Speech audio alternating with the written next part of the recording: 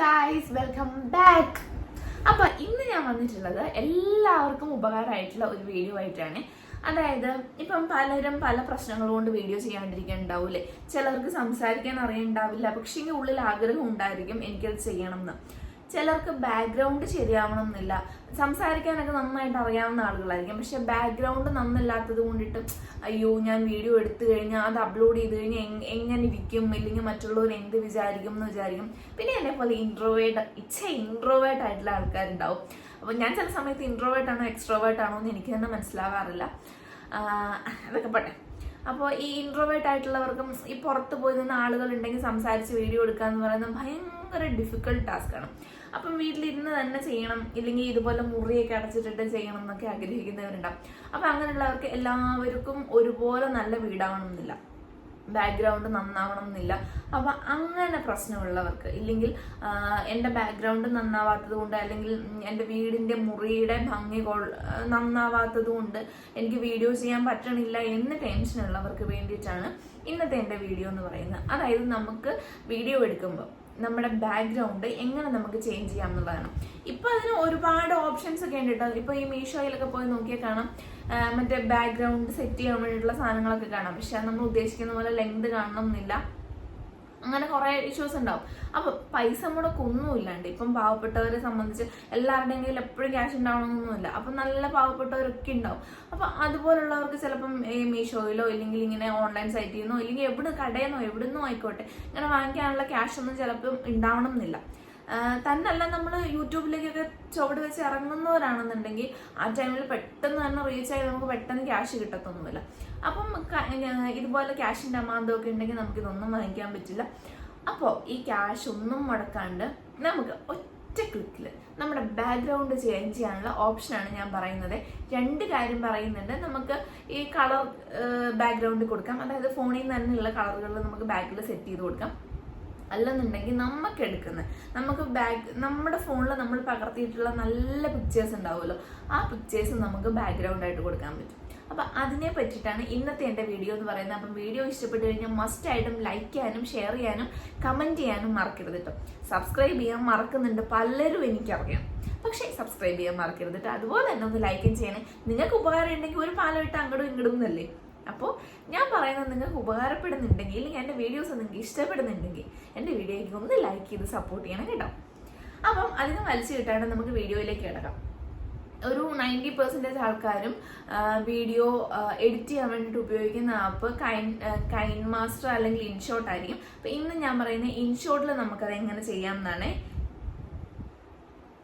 അപ്പം അതിനായിട്ട് ആദ്യം തന്നെ ഇൻഷോട്ട് ഓപ്പൺ ചെയ്യണം. അത് ഞാൻ ഈ സൈഡിൽ കൊടുക്കാം കേട്ടോ.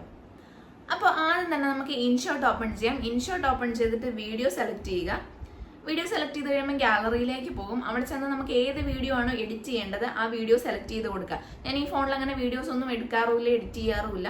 അതുകൊണ്ട് ഞാനിപ്പോൾ നിങ്ങളെ കാണിക്കാൻ വേണ്ടിയിട്ട് മാത്രം ഇതിലൊരു വീഡിയോ എടുത്തിട്ടിട്ടുണ്ട്. അത് കാണിച്ചു തരാം. അപ്പോൾ ഞാൻ വീഡിയോ സെലക്ട് ചെയ്യാണ്. വീഡിയോ സെലക്ട് ചെയ്തു, ടിക്ക് മാർക്ക് കൊടുത്തു, അത് നേരെ ഇൻഷോട്ടിലേക്ക് പോയി. ഇനി ഇൻഷോട്ടിൽ നമുക്ക് ഈ വീഡിയോയിൽ ഒന്ന് ടച്ച് ചെയ്യുക, എന്നിട്ട് സ്ക്രോൾ ചെയ്ത് കൊടുത്തു കഴിയുമ്പോൾ കട്ടൗട്ട് എന്ന് പറയുന്ന ഒരു ഓപ്ഷൻ കാണും. ആ കട്ടൗട്ടിൽ കൊടുക്കുക. കട്ടൗട്ടിൽ കൊടുത്തിട്ട് രണ്ട് ഓപ്ഷൻ കാണിക്കും. അപ്പോൾ കട്ടൗട്ട് ക്രോമ എന്ന് പറഞ്ഞിട്ട് അതിൽ കട്ടൗട്ട് വീണ്ടും സെലക്ട് ചെയ്ത് കൊടുക്കുക. അപ്പോൾ കണ്ടോ, അപ്പോൾ തന്നെ നമ്മുടെ ബാക്ക്ഗ്രൗണ്ട് റിമൂവ് ആയിട്ടുണ്ട് അവിടെ.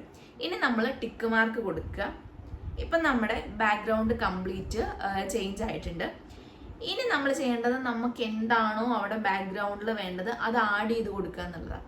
ഫസ്റ്റിലേത് ഫോണിൽ തന്നെ കിടക്കുന്ന കളേഴ്സ് ഒക്കെ ഉണ്ടല്ലോ, അത് ഞാനൊന്ന് സെലക്ട് ചെയ്ത് കാണിച്ചു തരാം. അപ്പോൾ ആദ്യമേ തന്നെ ഫോണിൽ തന്നെ കുറച്ച് കളേഴ്സ് ഉണ്ട്, ആ കളേഴ്സ് ഞാൻ ബാക്ക്ഗ്രൗണ്ടിലൊന്ന് ആഡ് ചെയ്ത് കാണിച്ചു തരാവേ. അതിന് വേണ്ടിയിട്ട് ചെയ്യേണ്ടത് സ്ക്രോൾ ചെയ്ത് പോകുമ്പം ബാക്ക്ഗ്രൗണ്ട് എന്ന് പറയുന്നൊരു ഓപ്ഷൻ ഉണ്ട്, ആ ഓപ്ഷൻ എടുക്കുക.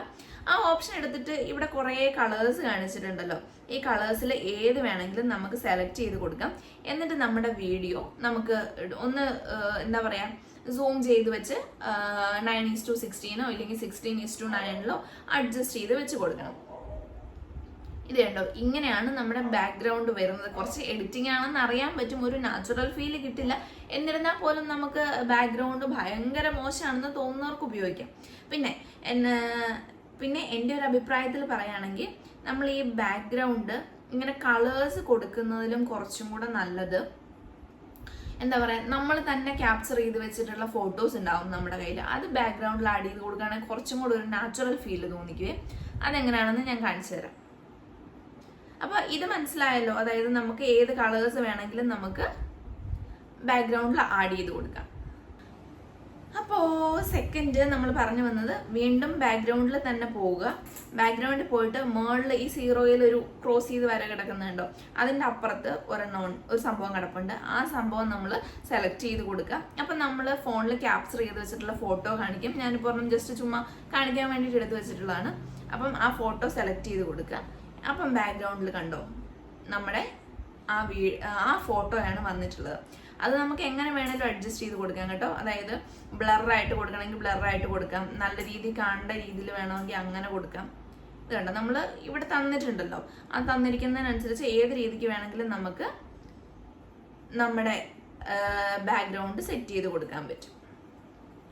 കണ്ടോ, കുറച്ചും കൂടെ നമ്മൾ ആ കളർ കൊടുത്തതിലും കുറച്ചും കൂടെ ഒരു നാച്ചുറൽ ലുക്ക് തോന്നിക്കുന്നത് നമ്മൾ അല്ലാതെ എടുക്കുന്ന, നമ്മൾ ഫോണിൽ ക്യാപ്ചർ ചെയ്തിട്ടുള്ള ഫോട്ടോസ് ബാക്ക്ഗ്രൗണ്ടിൽ സെറ്റ് ചെയ്ത് കൊടുക്കുന്നതാണ്. പിന്നെ ഞാൻ ഈ ഫോണിൽ ഇത് കാണിക്കുന്നത് കൊണ്ടിട്ടാണ് കുറച്ചൊരു ഒരു ബ്ലറായിട്ട് തോന്നുന്നത്. കാരണം ഇതിന് ഫോട്ടോ ക്ലാരിറ്റിയും കുറവാണ്, വീഡിയോ ക്ലാരിറ്റിയും കുറവാണ്. അതുകൊണ്ടാണ് ഇങ്ങനെ മങ്ങിയ പോലെ കാണുന്നത്. അപ്പം നല്ല ക്ലാരിറ്റിയുള്ള ഫോണിലൊക്കെ എടുക്കുകയാണെങ്കിൽ ഇത്രയും എന്താ പറയുക, ഒരു ബ്ലർ ഫീൽ നമുക്ക് വരില്ല കേട്ടോ. അപ്പോൾ ഇതാണ് നമ്മുടെ ബാക്ക്ഗ്രൗണ്ട് ചേഞ്ച് ചെയ്യാനുള്ള സെറ്റപ്പ്. അപ്പോൾ ഗൈസ്, നിങ്ങൾക്ക് എന്ത് തോന്നുന്നു? ഇത് നിങ്ങൾക്ക് ഉപകാരമാണോ? അപ്പോൾ ആണെന്നുണ്ടെങ്കിൽ ഞാൻ ആദ്യം പറഞ്ഞതുപോലെ തന്നെ വീണ്ടും റിപ്പീറ്റ് ചെയ്യാണ്, വീഡിയോ മസ്റ്റായിട്ടും ലൈക്ക് ചെയ്യാനും സബ്സ്ക്രൈബ് ചെയ്യാനും കമൻറ്റ് ചെയ്യാനും മറക്കരുത്. അപ്പം നിങ്ങൾക്ക് എന്തെങ്കിലും ചെറിയ ഡൗട്ട്സ് ഉണ്ടെന്നുണ്ടെങ്കിൽ ചോദിച്ചാൽ മതി. എനിക്ക് അറിയാവുന്നതാണെങ്കിൽ ഞാൻ പറഞ്ഞു തരുന്നതായിരിക്കും. അപ്പോൾ ഗൈസ്, ഇത്രയേ ഉള്ളൂ ഇന്നത്തെ എൻ്റെ വീഡിയോ ഇഷ്ടപ്പെട്ട് കഴിഞ്ഞാൽ, ഇത് ഞാൻ നേരത്തെ പറഞ്ഞല്ലോ അല്ലേ. അപ്പോൾ ഗൈസ്, ബൈ.